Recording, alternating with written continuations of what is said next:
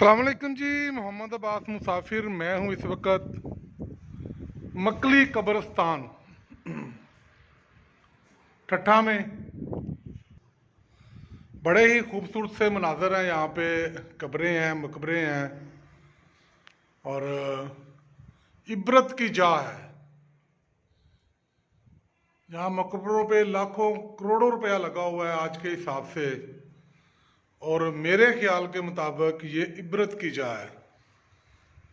वो आपने सुना है ना, ये इबरत है कोई तमाशा नहीं, तो ये है। मकबरे हैं यहाँ पे, इतने इतने सी और ईद बने हुए हैं, बाहर उनके बाकायदा बोर्ड लगे हुए हैं। ये सामने उज़्बेक साहब का मकबरा है, कब्र है। चारों तरफ जो बना सारी इमारत आप देख रहे हैं। कब्रों पे बड़ी अच्छी खताती की गई है, कलमा शरीफ लिखा हुआ है। चारों मकबरों पे ऐसी चीज़ बनी हुई है। ये देखें, यहाँ पे भी ये बना हुआ है। मैं तो पहली दफ़ा आया हूँ जी, बहुत ही खूबसूरत है जी।